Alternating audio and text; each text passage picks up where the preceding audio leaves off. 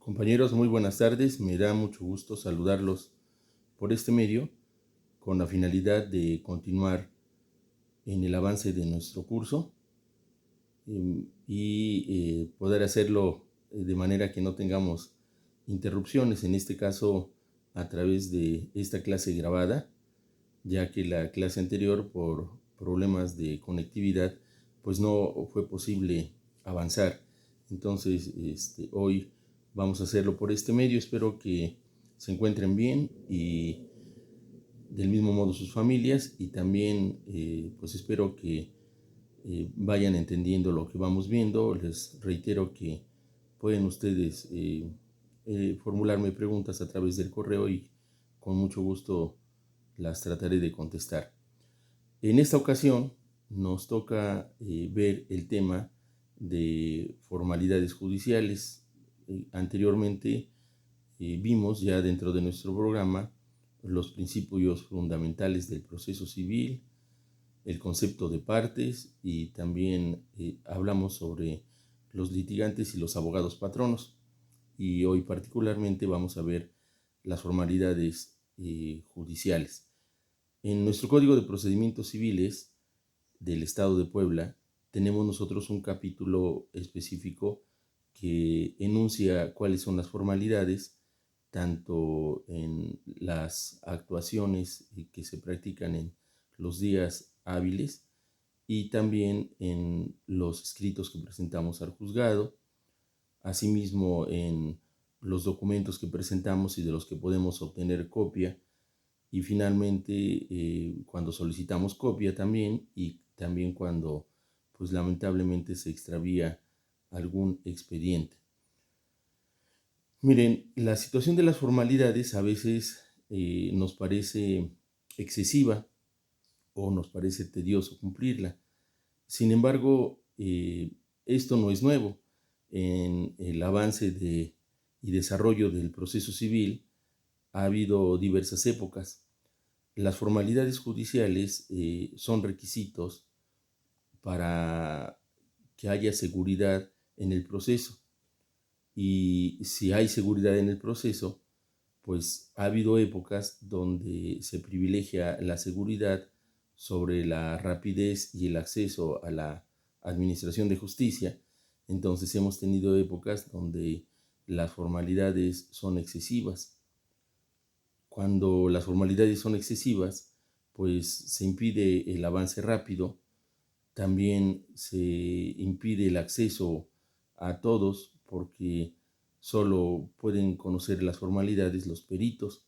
En este caso, nosotros estamos aspirando a ser peritos en derecho, a ser abogados, y pues a aprender todas las formalidades que deban observarse en el momento que nosotros llevemos a cabo actuaciones o promociones. Entonces ustedes las van a saber, pero las demás personas no.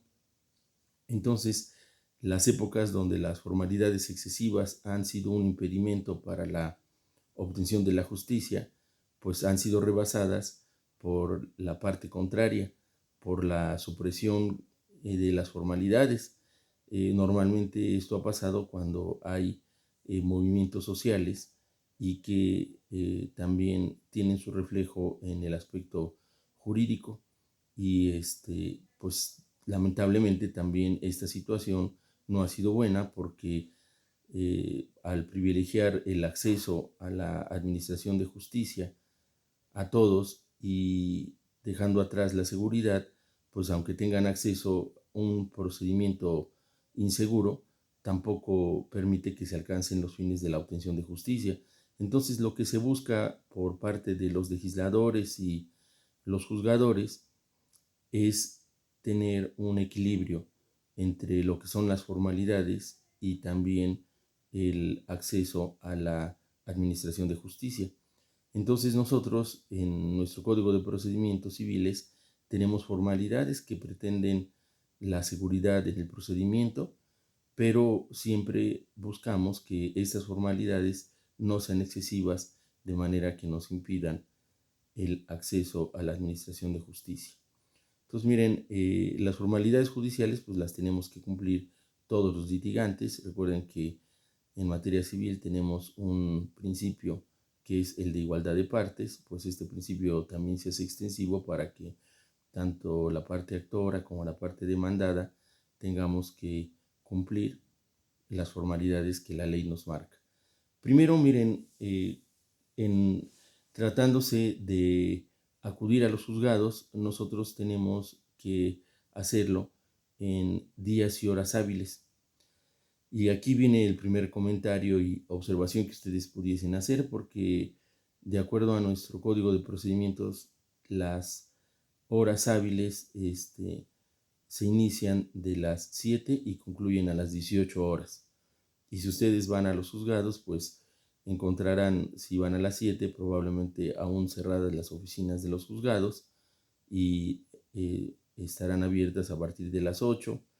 Y si ustedes van a las 6 de la tarde, seguramente también las encontrarán cerradas, porque una cosa son las horas hábiles, donde se pueden practicar las actuaciones, y otra cosa son las horas laborales o laborables. Aquí, ¿qué significa? Que nosotros tenemos que entender esa diferencia, porque si nosotros somos citados, por ejemplo, por el diligenciario del juzgado para llevar a cabo un emplazamiento y nos dice a las 7, pues claro que sabemos que va a estar en el lugar que nos diga y que el emplazamiento va a tener validez porque se está llevando a cabo dentro de las horas hábiles. Y si nos citan en el juzgado a las 7, sabemos que va a estar probablemente cerrado, a menos que el juez haga uso de su facultad de habilitar tanto los días o las horas hábiles por situaciones de necesidad del juzgado.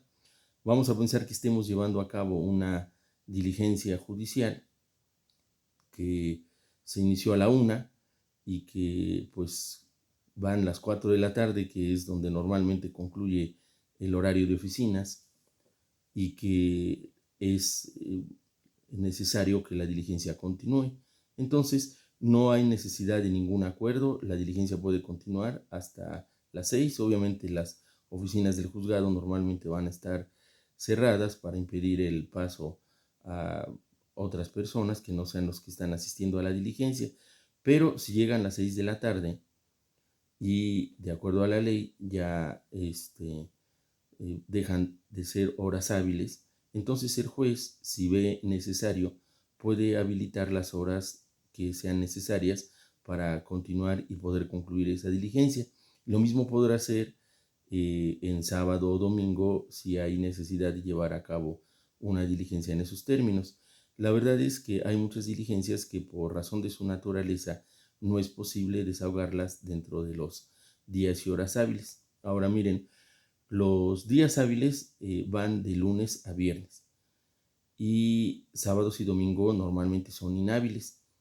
También el Tribunal Superior de Justicia da a conocer anualmente cuáles son o serán los días inhábiles.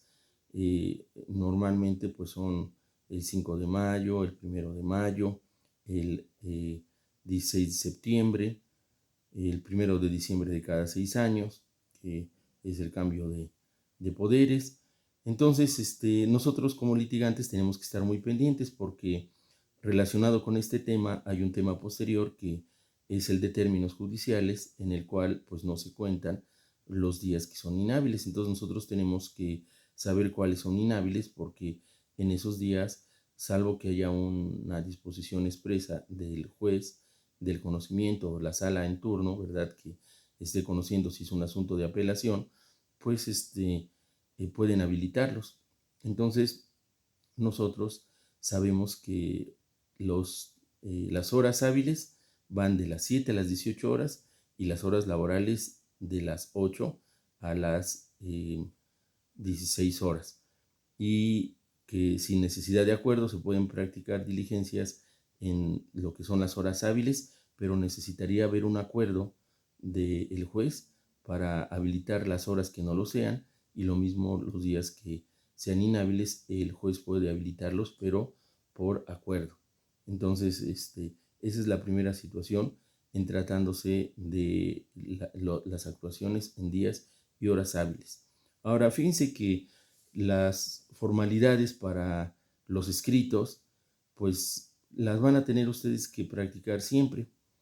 Lo mismo si son litigantes o si son parte del personal en el juzgado, porque todas nuestras promociones van hacia los expedientes de donde se acumulan nuestras actuaciones y por cada asunto se lleva un expediente que es ordenado ahí en el juzgado, numerados las hojas que presentamos o en las que actúa el juzgado en forma progresiva. Y bueno, entre otras las formalidades y que deben estar muy presentes para nosotros, que debemos aprender, pues son las siguientes. Miren, primero, nosotros presentamos nuestros escritos de esa manera, en un documento por escrito y en un medio que utilicemos como máquina o cualquier medio electrónico, pero tienen que tener una impresión permanente. Esto pues no es difícil. Hoy prácticamente nadie hace sus escritos a máquina, sino los hacen en computadora y pues ya al imprimir ya está hecho en forma permanente. Lo debemos hacer nosotros en idioma español. Eso es muy importante porque nosotros no podemos estar utilizando en nuestra redacción idiomas distintos, porque la ley marca que si así fuese, tendríamos que acompañar la traducción de un perito autorizado.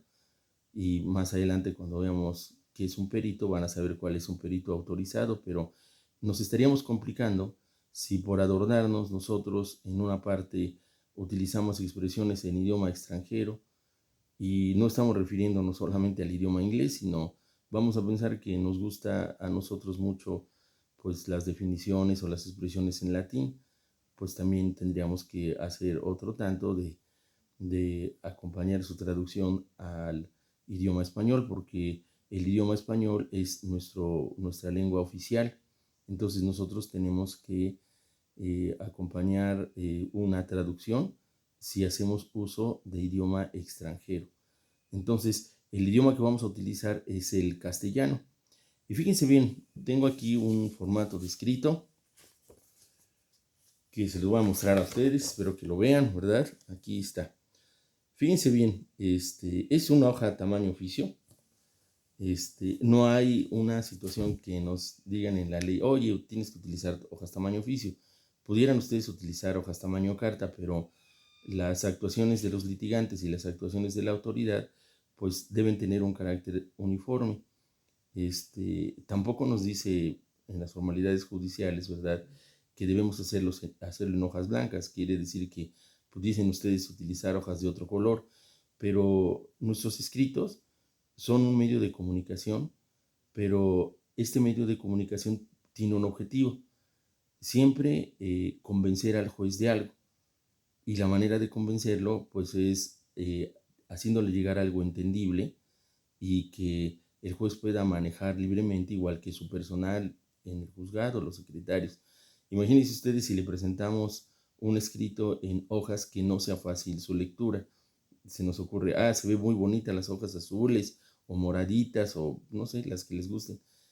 Pero cuando el juez las pretende leer, si hay poca luz ahí en el juzgado, le va a costar mucho trabajo. Entonces, tenemos que hacerlo de manera que sea la forma que finalmente son formalidades, ¿verdad?, que el juez lo entienda mejor. No está que sean en hojas blancas, pero vamos a utilizar nosotros las hojas blancas. Ahora, ¿qué si está?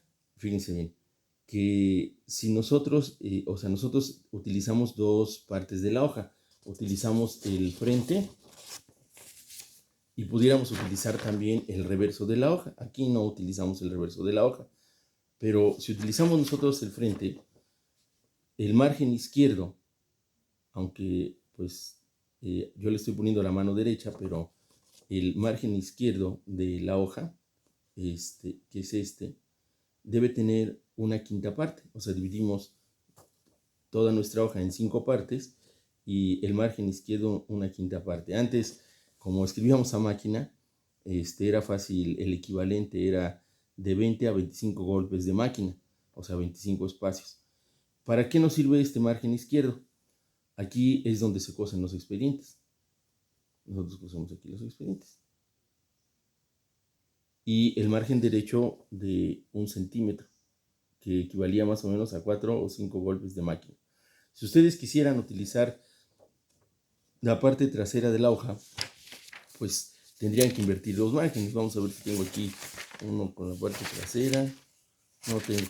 Pero bueno, lo que haríamos nosotros sería invertir el uso de nuestro documento, y si fuese la parte trasera, entonces invertiríamos los márgenes. El margen derecho quedaría del lado izquierdo y el margen izquierdo quedaría del lado derecho, porque es el que se va a coser. Entonces podemos utilizar nosotros como litigantes ambos márgenes de la hoja.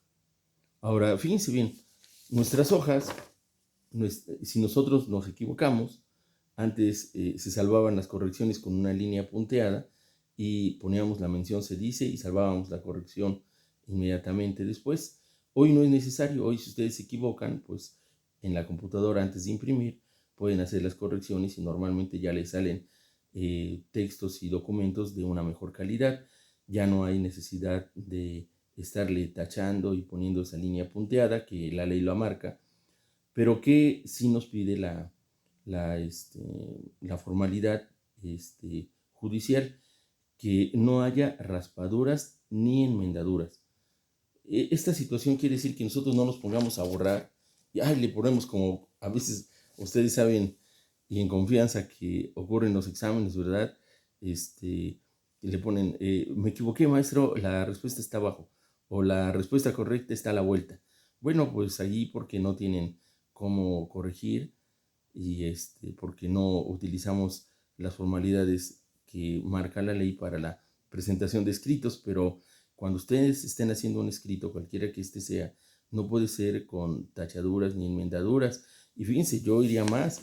Imagínense ustedes si ustedes llevan un escrito y pues no tiene una forma limpia y por desgracia se les manchó a ustedes de algo. Hoy, con toda la desconfianza por los contagios que hay, pues yo estoy seguro que en el juzgado lo primero que hacen cuando reciben un escrito, antes de leerlo, es que lo sanitizan.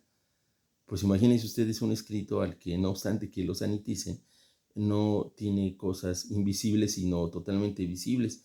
Lleva la mancha de algo que estábamos comiendo y el juez no va a decir, oye, pues es salsa catsup, va a pensar que es alguna otra situación que no le van a dar ganas ni de tocarlo, ¿verdad? Entonces, si es un medio de comunicación y lo que estamos tratando es de convencer al juez, y normalmente para convencer ustedes saben que hay que causar una buena impresión, pues yo creo que estamos por el camino más equivocado. Entonces, eso seguramente no va a causar una buena impresión. Entonces, no se valen las tachaduras ni enmendaduras, ni que nosotros llevemos un escrito mal presentado.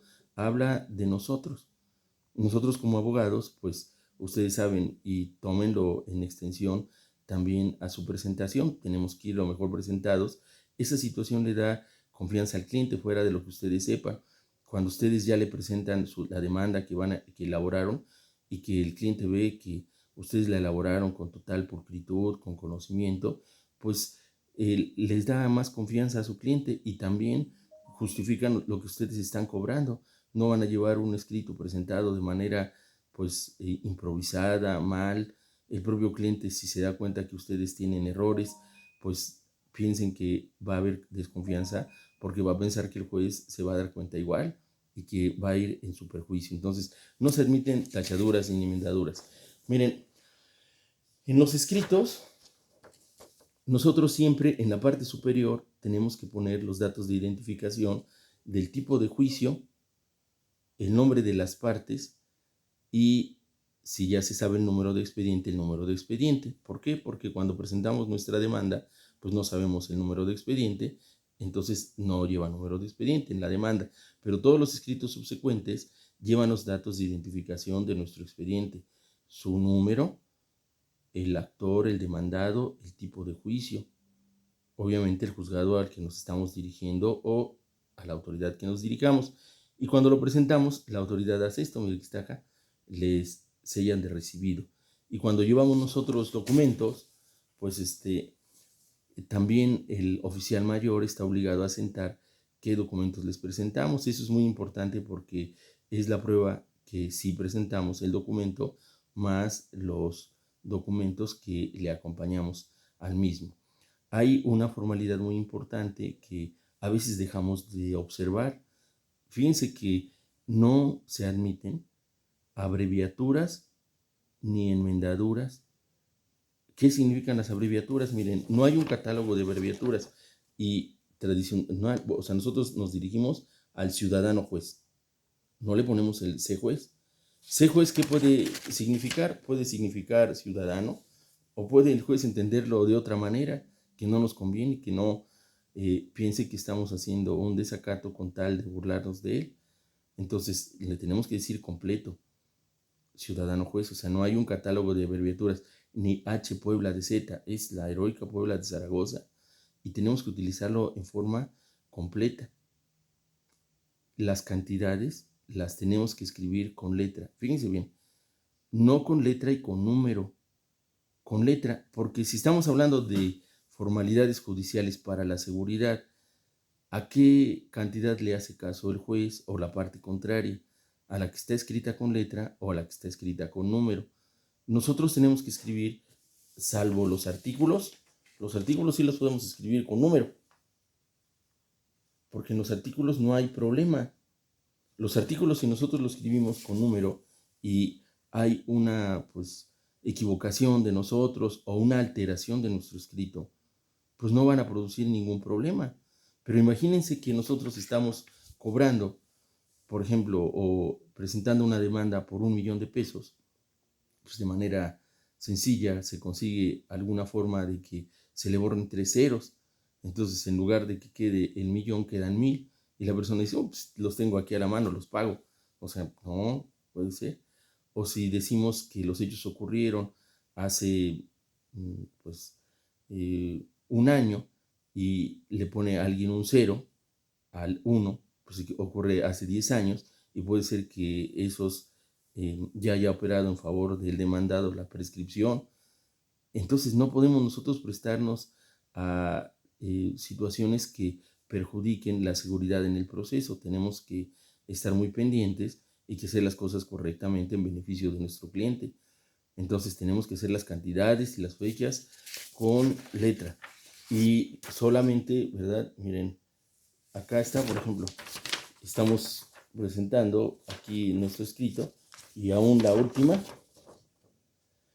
la fecha con letra. Otra formalidad que siempre nos marcan es la firma de la persona que presenta el escrito y su abogado patrono. Ya vimos en la clase pasada, ¿verdad?, que todos los escritos deben ir autorizados por el abogado patrono, entonces deben ir firmados, y también por el promovente. Y no es necesario que firmemos cada una de las hojas. A veces nosotros, cuando celebramos un contrato, le pedimos a las partes que firmen cada una de las hojas del contrato como medio de seguridad, de que se vea que en cada uno de las hojas están ellos poniendo su firma como autorización o como expresión de su voluntad. Pero en nuestras promociones judiciales solo deben ir firmadas hasta la última parte. Y pues esas serían las formalidades que nosotros tenemos que observar en la presentación de nuestros escritos. Un poquito cuando nos toque ver la demanda, nuevamente vamos a recordarlas, porque la demanda es un documento que marca el inicio de la instancia, pero que también nos sirve a nosotros para ejemplificar las formalidades y también los requisitos de fondo, y pues lo veremos más adelante. Ahora miren, nosotros cuando presentamos una demanda, acompañamos lo que se llaman los documentos fundatorios de la acción. Y esos documentos, más los que acreditan la personalidad, pues se incorporan a nuestro expediente, pero se mantienen en el secreto del juzgado. ¿Por qué? Para que no se extravíen. Y agregados en el expediente van corriendo copias. A veces nosotros nos preocupamos porque queremos que nos lo devuelvan, pero la ley marca, y esa es una formalidad, que los documentos fundatorios de la acción permanecen hasta que el juicio se resuelva en forma definitiva. Entonces nosotros le debemos advertir a nuestros clientes, oye, pues mira, esta escritura que estamos presentando para nuestro juicio reivindicatorio debe estar en el juzgado hasta que se termine, o los documentos para denunciar una sucesión. ¿Por qué se los digo? Porque normalmente las partes dicen, bueno, te lo presto, pero me lo devuelve. No, mira, en este caso va a permanecer en el juzgado hasta que se termine el juicio. Y ya sea que nosotros se termine por una sentencia o por un medio de conclusión anticipada como el desistimiento. Si quieres, nos desistimos y te lo devuelven de inmediato. Entonces, para que sepan las personas. Ahora, las personas pueden pedir copia y les pueden certificar, y esa copia certificada tiene un valor probatorio pleno. Entonces, hoy para pedir copias certificadas es de manera más fácil, porque piden ustedes y se las dan. Las copias certificadas son a costa del promovente y les pueden dar de lo que sea. Nada más que no tenemos que hacer mal uso nosotros, porque en el desarrollo del procedimiento pues pueden ocurrir cambios. Entonces vamos a pensar que alguien fue nombrado albacea y después fue revocado su nombramiento de albacea. Entonces el albacea anterior pide copias certificadas de lo que fue su nombramiento, aunque ya fue cambiado. Entonces, con esas copias certificadas hace un uso indebido, pues él es responsable del delito, porque antes se nos pedía que solicitáramos las copias, le daban vista a la parte contraria y a juicio de la parte contraria y del juez se agregaban las copias que se estimasen convenientes, y ahí le ponían también, en el caso que platicamos, pues el auto donde fue revocado su nombramiento de albacea. Pero ¿qué podía hacer la persona? Pues podía, saliendo del juzgado, desprenderla y buscar cómo alterarla y utilizarla de manera indebida. Entonces, la responsabilidad la tienen las personas del uso que hagan de esas copias. Solo se expiden a su costa, y acuérdense ustedes, en el juzgado pues permanecen los documentos, simbólicamente dentro del proceso, pero materialmente los tienen en un lugar a resguardo, y en el proceso corren agregadas copias. Hay una frase que se utiliza que es dar vista a las partes, pero dar vista a las partes no significa que en confianza pueden retirar el expediente. Dar vista a las partes significa que se pueden imponer de las actuaciones en la oficina del juzgado. Entonces nosotros, cuando pues estamos pendientes de las notificaciones y vemos la necesidad de checar directamente el expediente, acudimos a la oficialía de partes y pedimos el expediente. Si estamos autorizados o son parte en el juicio, se los van a prestar, pero no se los pueden llevar. O sea, los van a poder checar ahí en el mostrador del juzgado. Tienen un lugar adecuado, pueden checarlo, pero no pueden llevárselo. O sea, no hay manera, y pues tendrían un problema si no se respeta esta situación. Entonces, así es, dar vista a las partes. Ni aún el fiscal o ministerio público que está adscrito a los juzgados lleva los expedientes, se los prestan, le dan vista en confianza, pero tienen que ser ahí en ese lugar para que no corran riesgo los expedientes de extraviarse. Ahora, si desgraciadamente se extravía un expediente o se extravían actuaciones, pues tampoco esto puede detener el avance. Tiene que haber lo que se llama un incidente de reposición de los autos cada vez que nosotros vamos al juzgado. Por eso pedimos que nos sellen nuestros expedientes. Cada vez que nosotros somos notificados, firmamos de que se nos está notificando, y cada una de las partes tiene, se puede decir, una copia del expediente. Si lamentablemente hubiese el extravío de uno, pues se hace constar el extravío y se inicia el procedimiento o incidente de reposición de los autos, independientemente de las responsabilidades administrativas o penales en que incurra el funcionario que lo tenía bajo su responsabilidad, incluso económicas, porque si causan daños pues, y perjuicios, tendrán que indemnizar.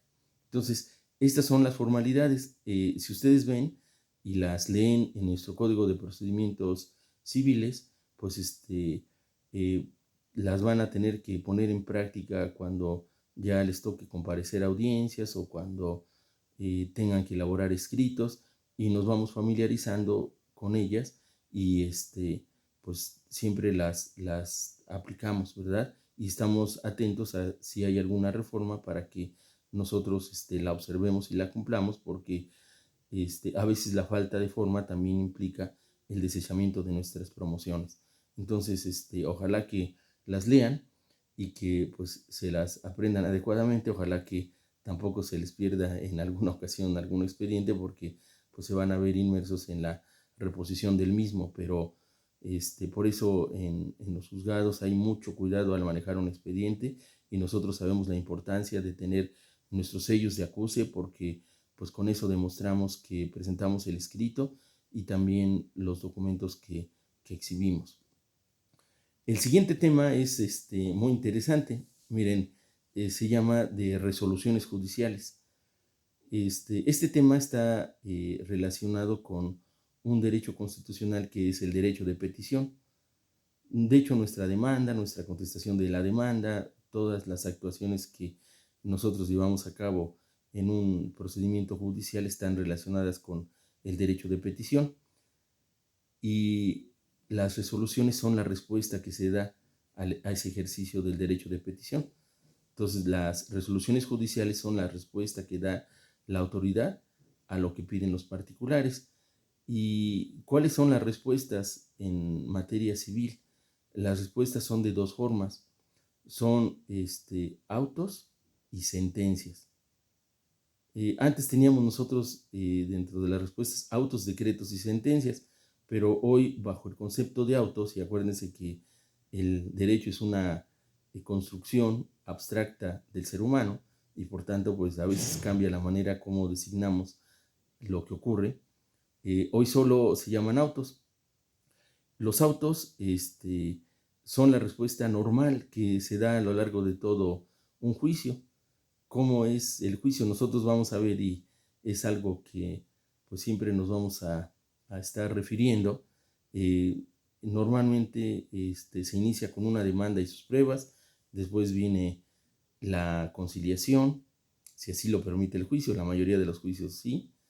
Después viene la contestación de la demanda y sus pruebas, la audiencia de desahogo de pruebas, alegatos y citación a sentencia, la sentencia después, y finalmente la ejecución de sentencia. Nuestro proceso civil hoy trae 6 fases, las que les acabo de decir.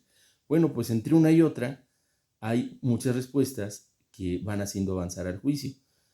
La diferencia anterior entre los decretos y los autos era que los decretos no lo hacían avanzar y que los autos sí lo hacen avanzar. Pero ¿cómo vemos la situación de un auto? Que presentamos